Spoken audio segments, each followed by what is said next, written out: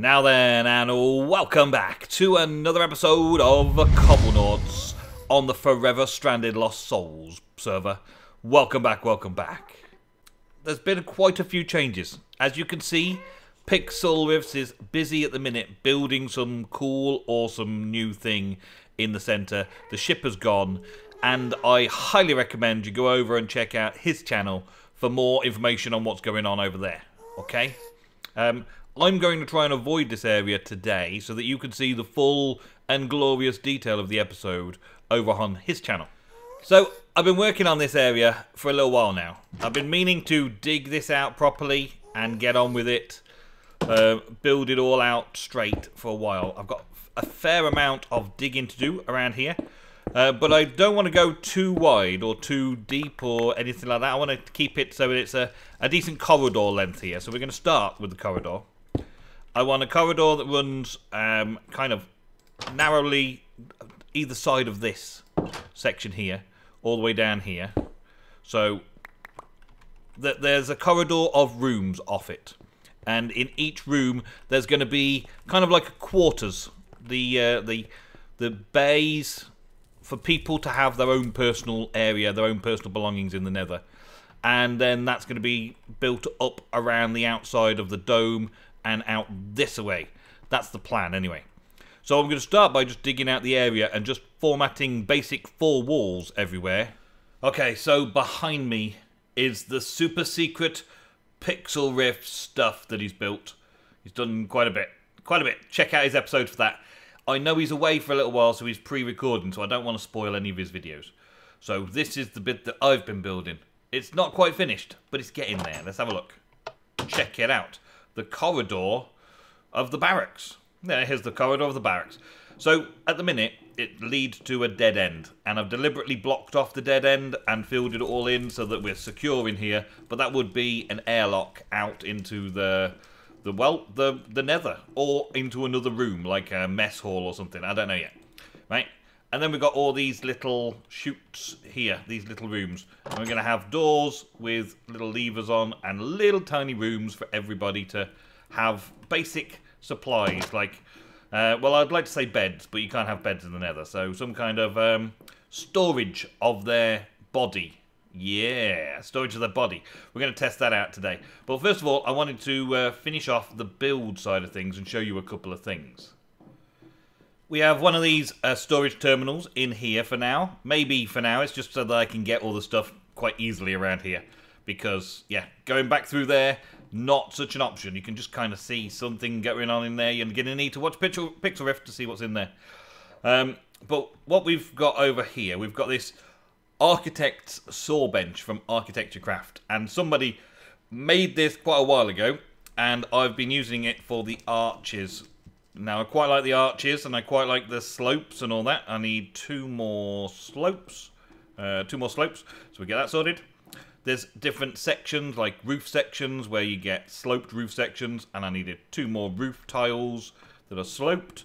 Pretty useful for building this architectural craft. You've got to be careful where you place it, though, because if you place it the wrong way around, of course it places the wrong way around. And if you place it like that way, it's where you hit the block.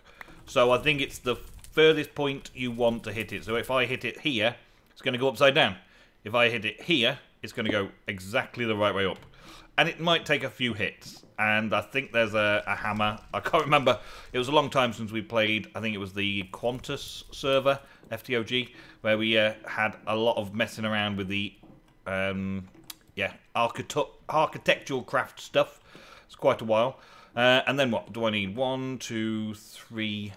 So I need 1, 2, 3, 4 basically. 4 of these things. And these are the arches. And the classic arches are here. I've been doing them a 3-wide arch. So we get a couple of those from there. And a couple of those from there. And another one. That'll do. And then a few more of those. And these just simply fit together. And again, it's where your placement is important. So you place it at the bottom of the block, or the top of the block, or the side of the block, and it places kind of in that direction. Takes a little bit of getting used to, but once you've got it, it's really super simple to to get it in the right places every time. And it doesn't take too much scratching your head to get it done. So we got those sorted. Now, I wanted to do a little bit of lighting in here. I want it to be lit securely. That's that bit. I need one more of those.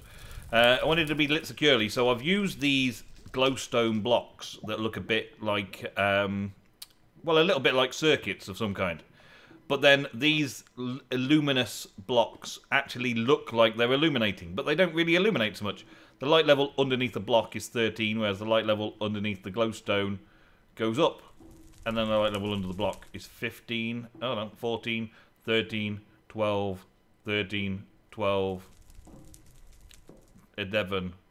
Yeah, the light levels go down, is what I'm saying to you. The light levels go down. I don't know why this light level's so high, light level 15. Maybe there's a reason for that? I don't know. Maybe this needs to have a solid block behind it.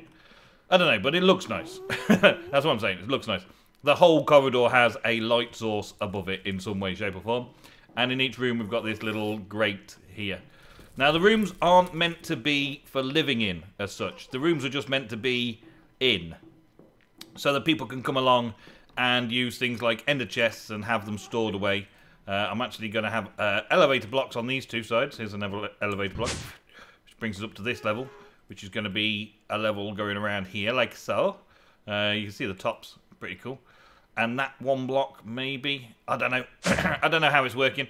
But yeah, we got all this, and I wanted to do some kind of... Oh, wait a minute. I've got an architectural block here. Where's this come from?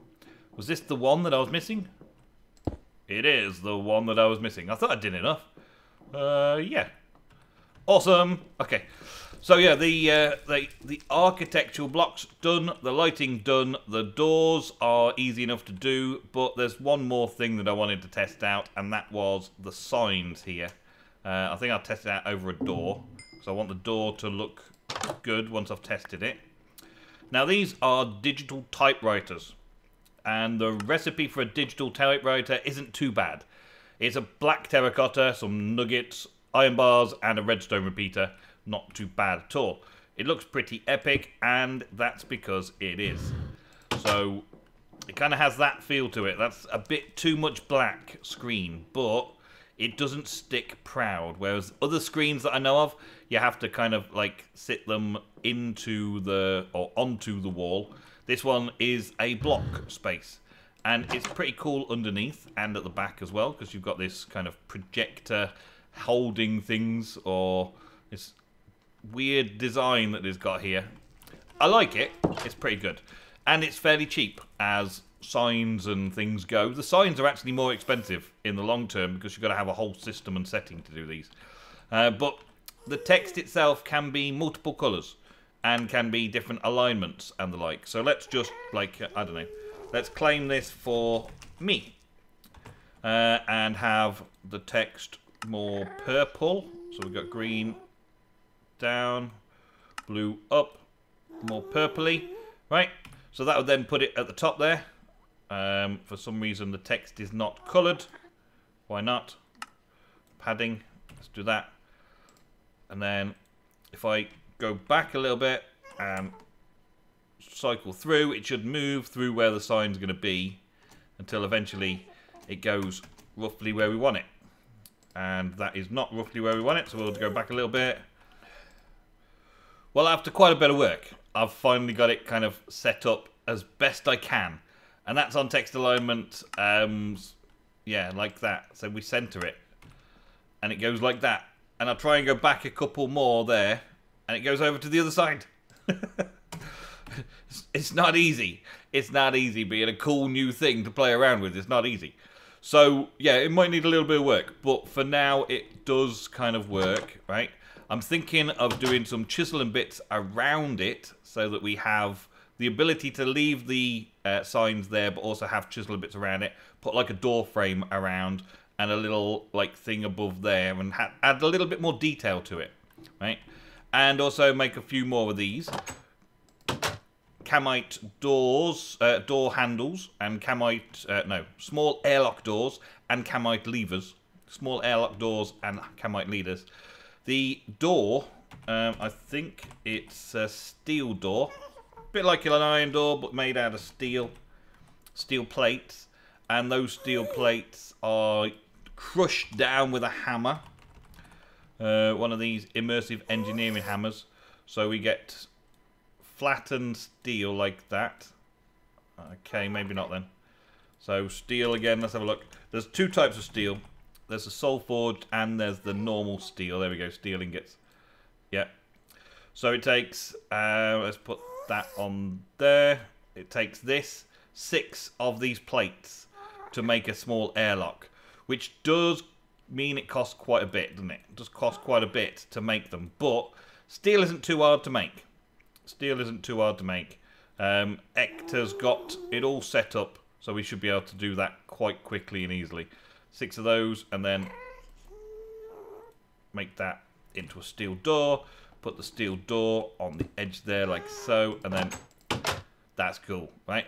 The lever, the camite lever, is a difficult one. Unless we have a load of clay in. These levers take a plate and some stick. Yeah.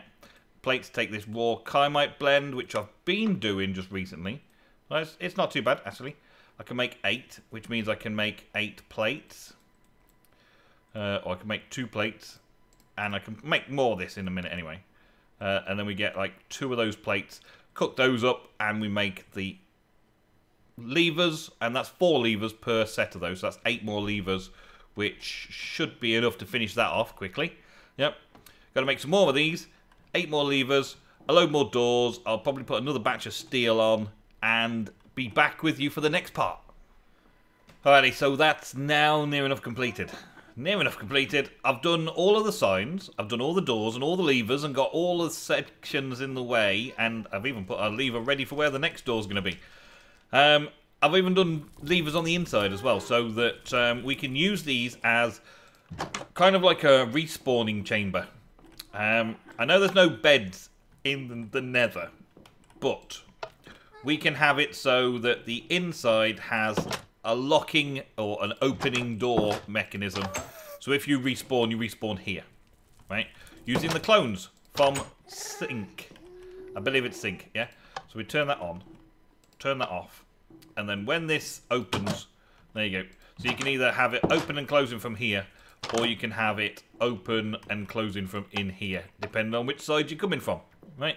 So, at the minute, they're all set up like that, with a lever on the inside, ready for people to put their names on it.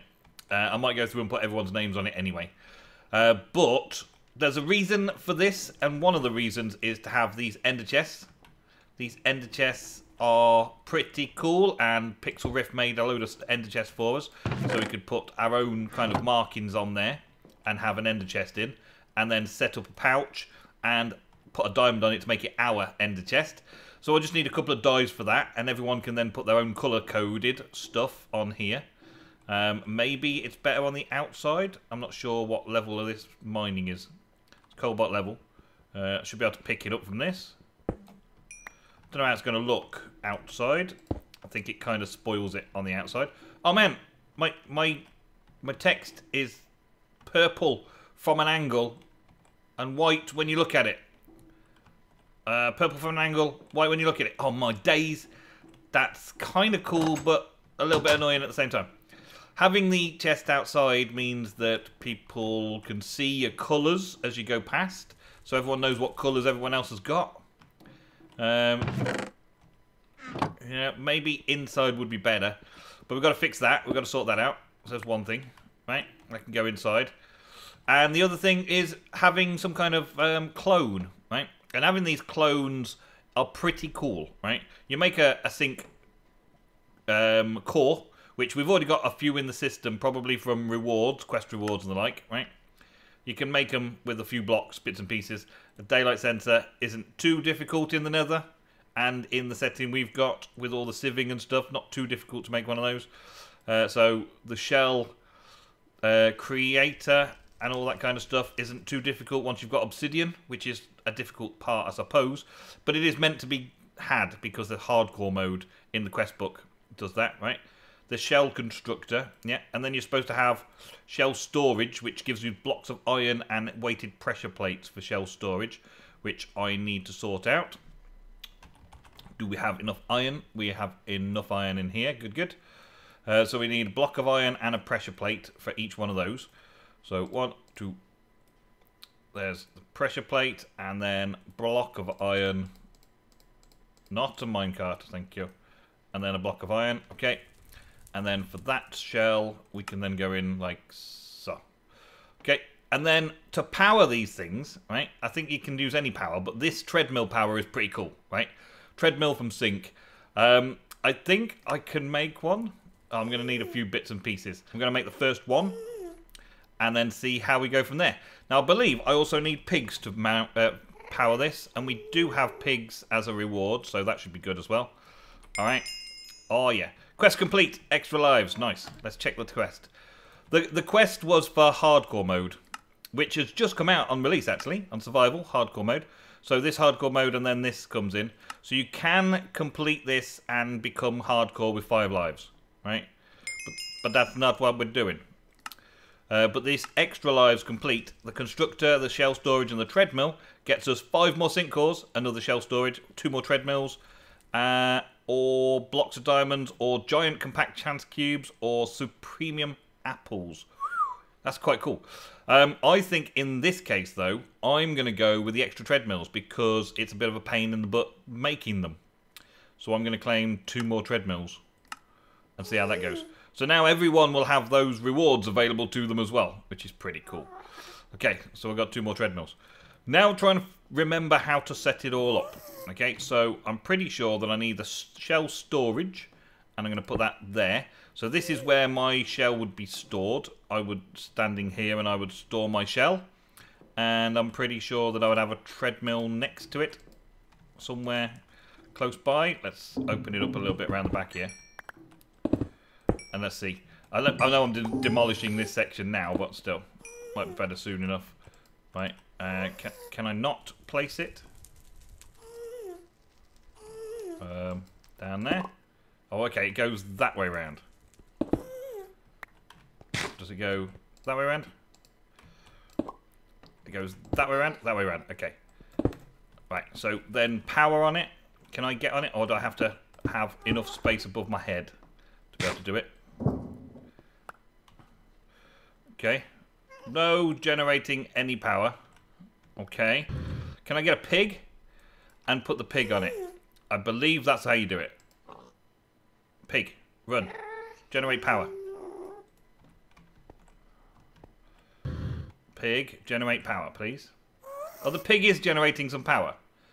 2.05 pigawatts. 2.75 pigawatts of power. Okay. That's just crazy. Okay, and then I can kind of trap the pig into the treadmill at the back here. And he can be busy doing that, which means that I can then power up here. I think there's a way. I can't remember how to use this mod. But there's a way to store your thing there, right? So you would store our clones in there. So I'll set it up so that everyone's got a clone stored so that you can see through the airlock, right? Clone club. Boom, boom, boom. There we go. Right, do I right-click it? Oh, I guess I've got to put a clone in it. I was thinking about these areas of what to do. I've got this area with the elevator block. That area there doesn't have anything because somebody's got a base above it. So I guess I should put the constructor in here. Let's put that under it like this. Go, and then put the shell constructor there, and then put that block back there. No one will know that block was there ever. That's it. Good, good. And then this is, it needs RF, so we need to give it a treadmill. Shall I put the treadmill going this way? I would like to put the treadmill going this way. Yeah, like so.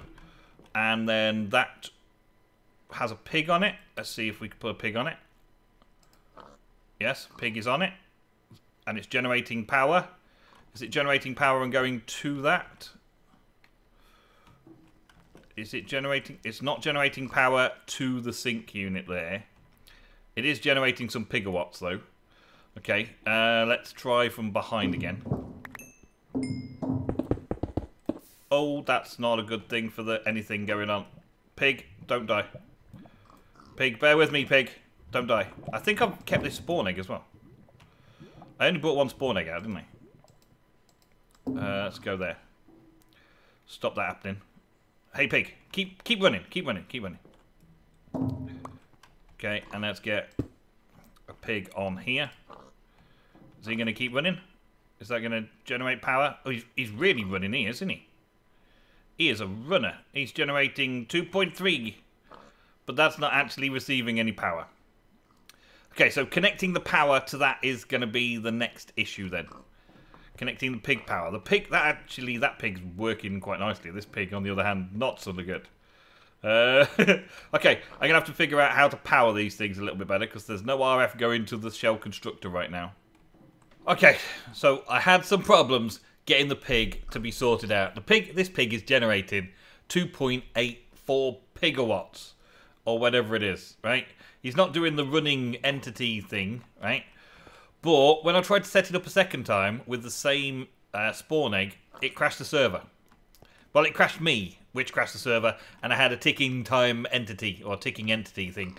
So I had to do some server ops stuff, and do some admin to the server side, and get rid of things, and do things, and sort things out. And now we're back to this, and I tested it out, and it wasn't transmitting power to nearby entities. Oh, hey, how you doing? Build progress 100%. It wasn't doing that. It wasn't sorting out. So I've put one of these wireless transmitters on instead. So it's taking the power from elsewhere rather than pig power from treadmills. It's now taking power from the normal RF and putting it into the device. And now we have a clone. So the shell constructor, you just like right click it, it creates a clone of you. If I put this one in here, I need a redstone signal, actually. Can I get a redstone signal? Redstone torch. That'll do. I think that's all I need. I'll put a torch there, and that's on. See the difference? Red means it's off.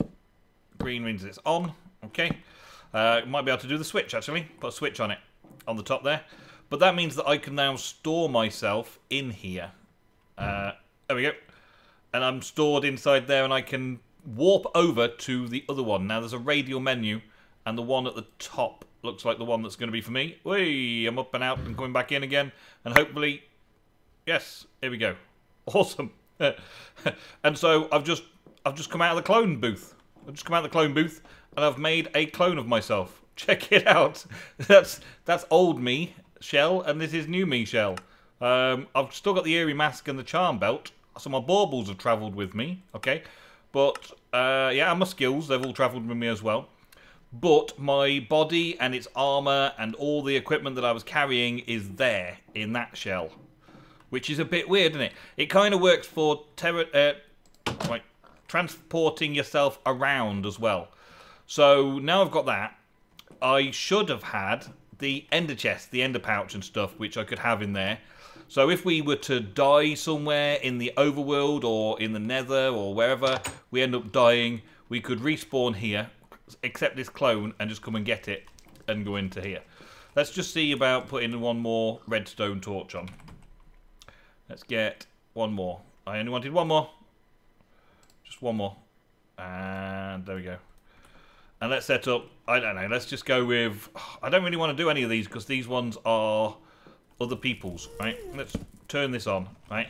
So now this clone can go into here like this and head into my other clone out there. So, like so. Boom. Yes. There we go.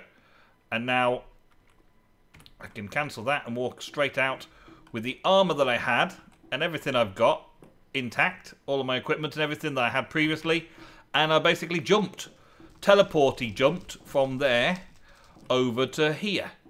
Now I believe if you break this, you probably destroy the clone, right?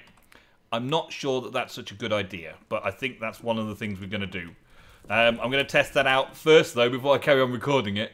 And I'm going to put down this ender chest in here so that I've got an ender chest with my colours on it. I'm going to put that in here.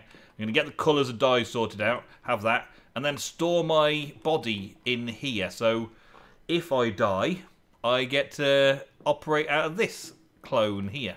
Alright then, so one final test. Let's say that we're going into the nether from the overworld, or we're travelling from one place to another. We walk in to our booth and we'll travel to the position.